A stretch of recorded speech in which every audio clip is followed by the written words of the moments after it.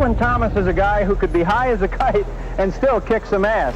Coming down toward the halfway mark. What a right hand! Even with all he's demons, Pinklon Thomas probably is the best fighter in the world.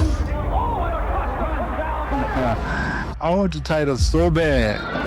Oh, right hand and I mean, what's in my way now is Tyson. Iron Mike. And I'm gonna bury him. Trying to stay swelling on both cheeks. There's a good jab again by Tyson. Las Vegas, May 30th, 1987. Outside the Hilton Hotel, an open-air arena filled with roughly 12,000 fans, all there to witness another execution delivered by the youngest heavyweight champion in history. Heavyweight champion of the world, Iron Mike Tyson. Holding two belts at once, the WBC and the WBA titles, 20-year-old Mike Tyson had built a record of 29 wins in just 2 years. 26 of them by knockout.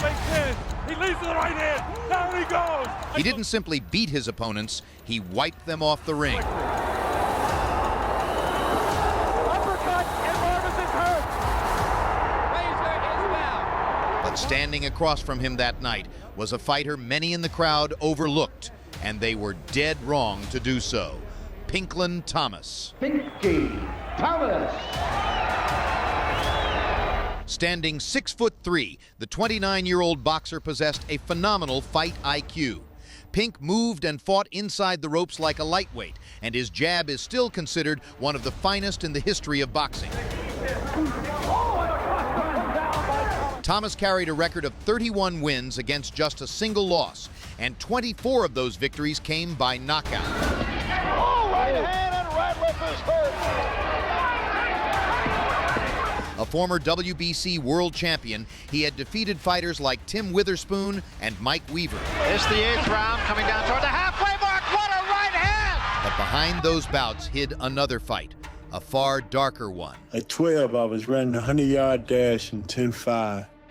By the age of 14, I was a heroin addict. At just 12 years old, on the streets of Pontiac, Thomas fell into the trap of drug addiction, a curse that turned his life into a living nightmare. I can recall using heroin mixed with quinine called mixed jive, snorting it on the album cover, looking at the football games. It led from 1 penny cap to 2 to 5 to $10 to 15 to 20, you know. And then it led from mixed jive, from a mixture of quinine and heroin to just raw heroin.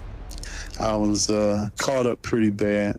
I had a friend of mine, he had been to the clinic, was on methadone. I was on for about 3 months, I guess. And really come to find out the methadone was worse than the drugs. You know, I lost about 15 pounds. And the high was just good as the heroin. His teenage years played out amid street brawls and petty crime fueled by that habit, and many of his friends from those days ended up dead on the streets or locked behind bars. Pinklon's addiction ran so deep that he once fought his own father just to get the money for his next fix. Even during his professional career, whispers followed him that the addiction had never fully let go. Pinklon denied all of it. They haven't seen me take no drugs. If they got a record evidence of me using drugs, then show them. You know, he say, she say has caused a lot of friction in my life. But his slurred speech, his heavy stare, and that strange detachment sometimes spoke louder than any excuse. I'm not trying to instigate, you know, past image. I want you. And yet, even high, Pink somehow worked miracles inside the ring. Strangely enough, his physical condition, despite the lifestyle, never seemed to drag down his performances. And on the eve of his fight with Tyson, he didn't doubt his victory for a single second. I think that Tyson's so used to going in and racking guys on the chin and knocking them cold and walking away. I think Smith just proved the point that, you know, the kid is not invincible. He holds both the belts. So I respect him. I have to respect him because he's a champion. But the night of the fight, after the bell ring, I have no respect for him at all. Good evening, ladies and gentlemen. Welcome to the Las Vegas Hilton Sports Arena. And so, on that hot May night in '87, the two men climbed into the ring at the Hilton to find out who was truly the stronger man. Deep breath before the opening bell. Not a bad idea against Mike Tyson. Tyson is a 6-1 favorite. Tyson starts out. The fight began just as everyone expected. At the sound of the bell, Iron Mike unleashed a storm of furious attacks, catching Pinklon off guard. Smith did. But inside, you may see that Mike Tyson still works. Still throws punches. He's not giving Thomas a chance to unload that jab. What Angelo Dundee wants Pinklon Thomas to do is give him angles. Don't stand directly in front of Mike Tyson, because you see here, Mike can throw punches from either angle and with a lot of power. Beat fighter. What he means by that is he comes in, he feigns left, he feigns right. There's a big left hand by Tyson, but Thomas is all right. You know why Tyson made with nail split guys? A series of combinations, and one of those punches is going to land. The left hook there. Beautiful left hook. He has just not let Thomas uncork the jab. He's on top of him before Thomas can let the jab go. Well, I stated earlier, the key to this punch for Pinklon Thomas is the jab. He has not thrown the left jab to keep his man off balance. You see that it breaks your rhythm. The jab breaks the rhythm. Another big left hand. Thomas is hurt. Tyson did not go to the body. And another left hand. Rarely do you see Tyson throw only one punch. Pinklon can't take too much more of this because he's standing straight up, upright, and all Tyson's doing is nailing. His legs are not rock solid at this moment either. Watch for the uppercut, Barry, by Mike Tyson inside. I think he has one of the most devastating uppercuts in the heavyweight division.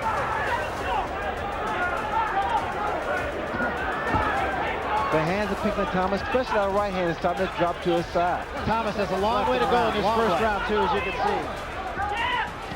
There's the uppercut.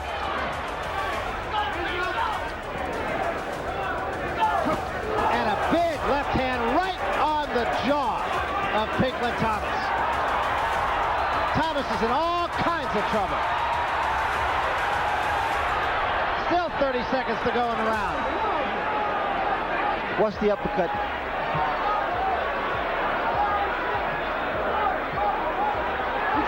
It'll be all Thomas can do to get through this round.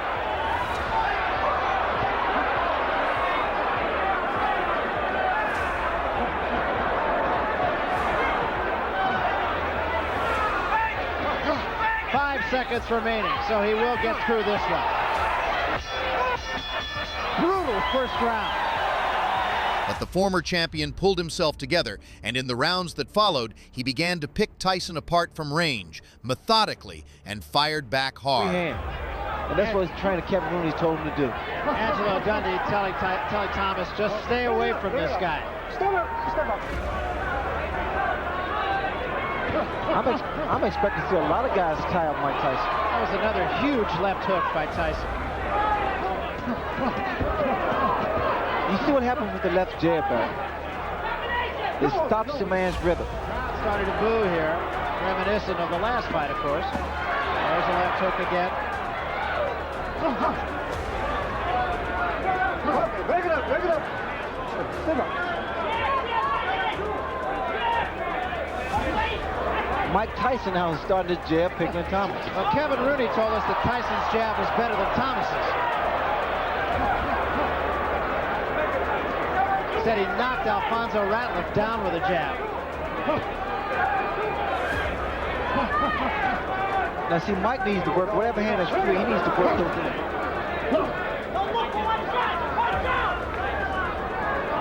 Mike is more so contented to stay there. There's a good jab by Thomas.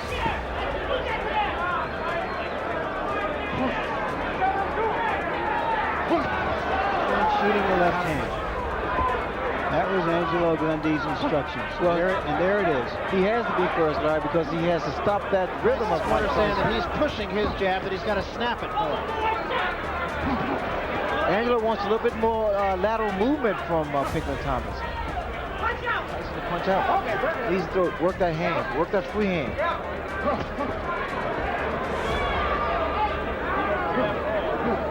Forcing the clinches, it seems to me he's going in sometimes to clinch. He appears to be more conscious. I think Mike Tyson's so conscious of that now. But you see what happens, Barry, every time that Pinklon gives a little lateral Mike Tyson. So as long as he stays in front of Mike, Mike's going to land punches. Mike is like he's perpetual motion. Swelling on both cheeks. There was a butt. Okay, watch your heads. No damage though, but you hear Carlos Padilla said, watch the heads. Started to say swelling on both cheeks. There's a good jab again by Thomas. That's what's coming with the jab. He's coming with the right hand also. But as he lands those punches, you got to step right or step left. Looks as though there might be a little cut above the left eye of Pinklon Thomas. I think that's where the blood is coming from. We'll see.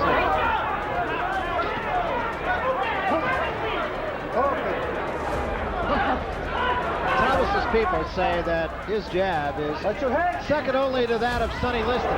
The punches, you'll notice that he comes straight up. He comes upright. And that's in line with the left hook of Mike Tyson. I was really expecting to see a lot of clinching from Pinklon Thomas because I think he picked something up from the Bone Crusher Smith fight. But he has to be a little busier than Bone Crusher. Thomas said he looked at all the 15 or all the fights that went the distance of Mike Tyson. He didn't look at any of the knockouts. And I asked him who fought him the best in your opinion, and he said Jose Ribalta and Quick Tillis.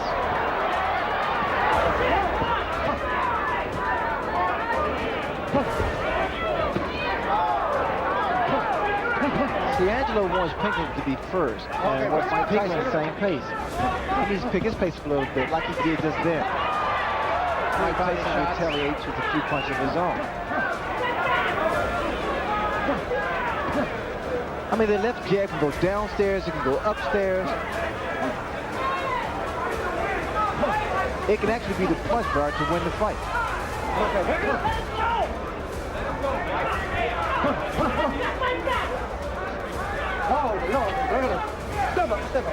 Also, talking with Pinklon Thomas, he also said the way that Mike Tyson holds his gloves close to his chin, he thinks he has the power to hit the gloves, and the gloves will actually hit his chest. Tying up Pinklon Thomas more than Pinklon Thomas is tying up Mike Tyson.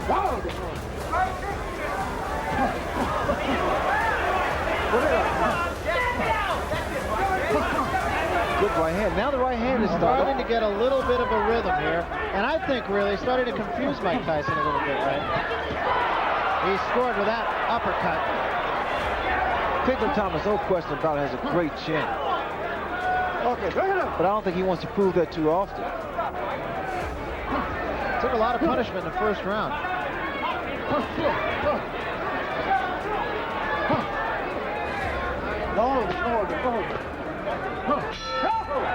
From what I see, Pinklon Thomas controlled that round.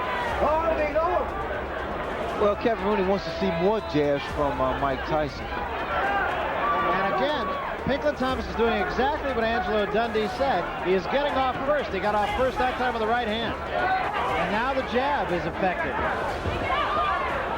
Blood under the left eye of Thomas. Not in a place you would think it would cause him a lot of trouble.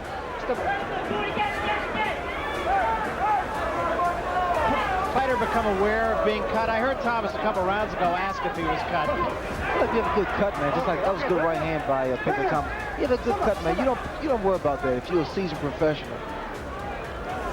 Unless it really bothers you. The swelling.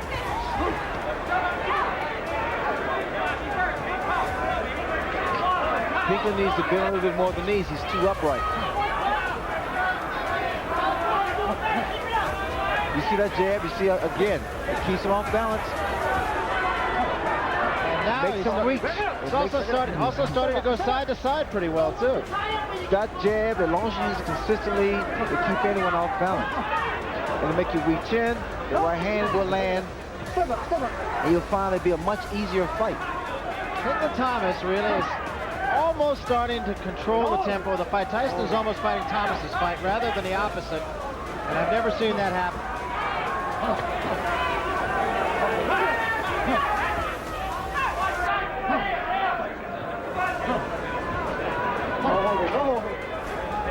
I was expecting to see more punches thrown by Mike.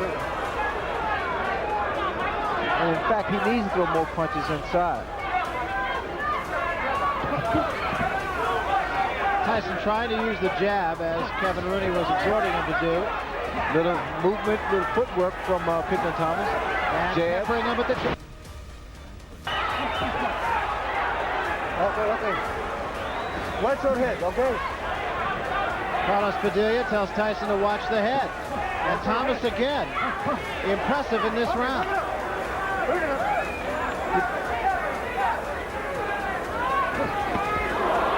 Long left hand by Tyson.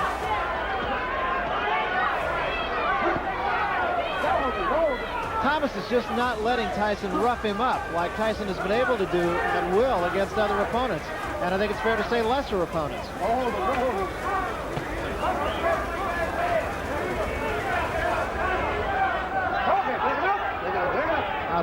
Thomas is holding him a little bit.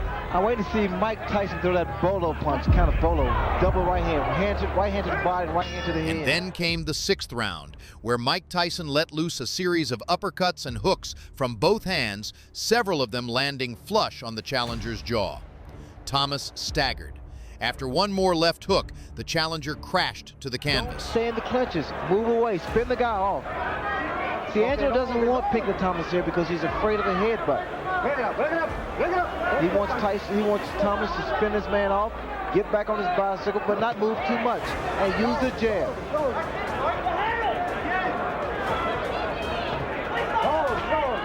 This is the 6th round. We're going 12. Okay, bring it up.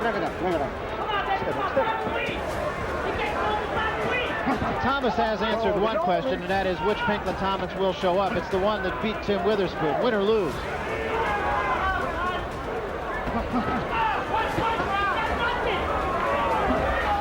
And the question now, of course, is which Mike Tyson is showing up.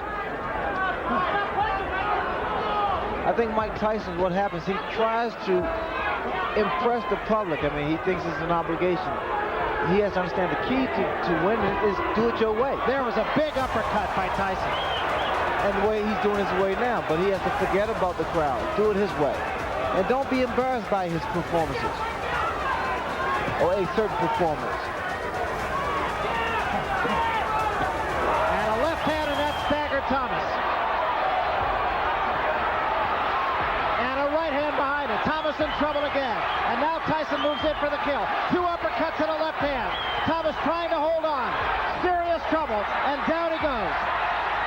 He couldn't beat the count of 10, and referee Tony Perez stopped the fight. 6, 7, 8, 9. It's over. It is over. Thomas did not make it by the count of 10. You heard in the corner. After that night, the paths of the two fighters split for good. Tyson moved on, exactly where a young hurricane was always meant to go. On August 1st, 1987, he met Tony Tucker and claimed the final belt, becoming the first undisputed heavyweight champion of the world. Pinklon Thomas didn't walk away from boxing right away.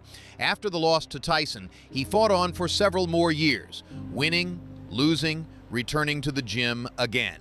But the old Thomas, the champion with the lightning jab, was no longer there at the top. He fought his final bout in the mid-90s and quietly lowered his gloves. His real battle, though, was never fought inside the ring.